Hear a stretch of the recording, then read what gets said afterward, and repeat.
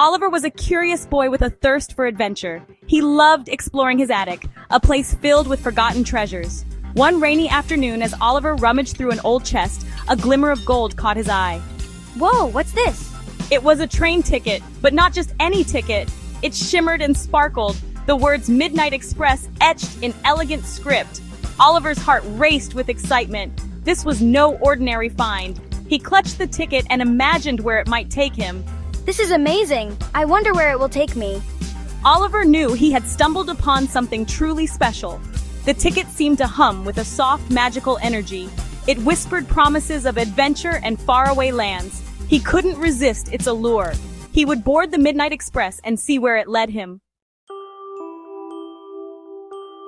As the clock struck 12, Oliver crept outside.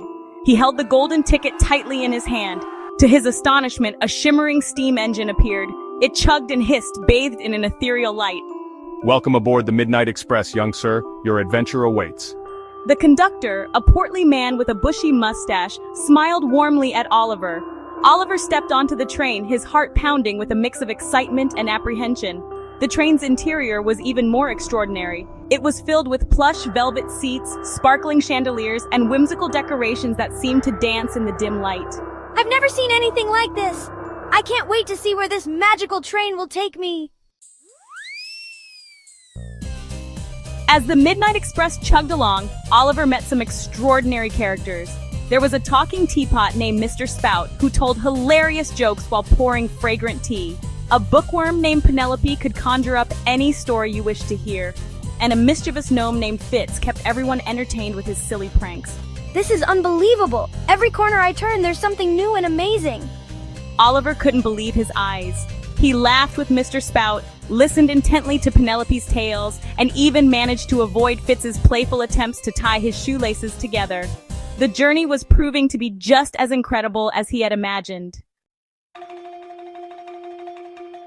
Finally, the Midnight Express pulled into a station unlike any other.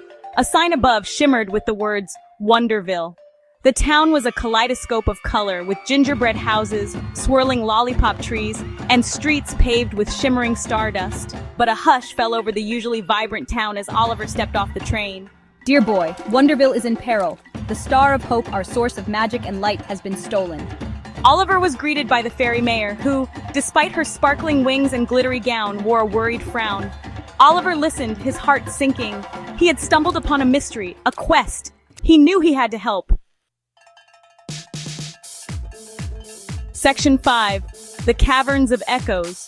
The fairy mayor explained that the Star of Hope was hidden deep within the Caverns of Echoes, a labyrinth guarded by riddles and shadows. Only a pure heart and a keen mind can retrieve it, she said, handing Oliver a shimmering lantern. Oliver took a deep breath, his heart pounding. I'm scared, but I know I have to be brave.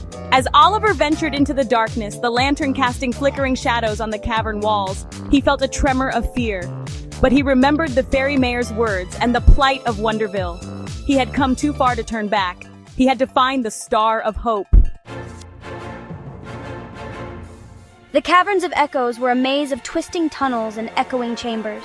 Oliver, guided by his lantern, encountered strange and wondrous creatures. Some were friendly, offering cryptic clues, while others were mischievous, trying to lead him astray.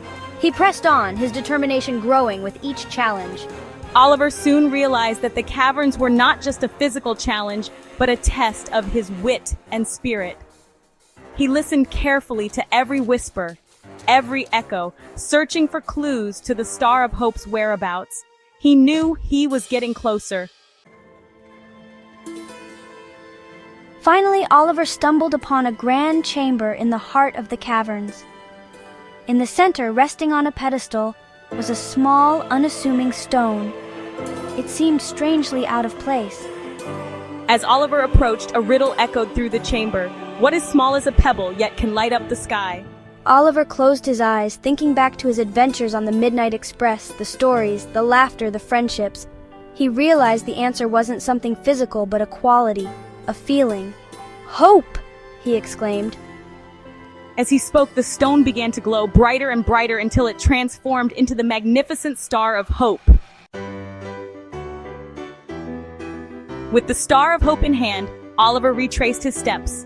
He emerged from the Caverns of Echoes, greeted by the cheers of the townsfolk. Wonderville was bathed in a warm, magical light once more. The fairy mayor, her face beaming, showered Oliver with gratitude.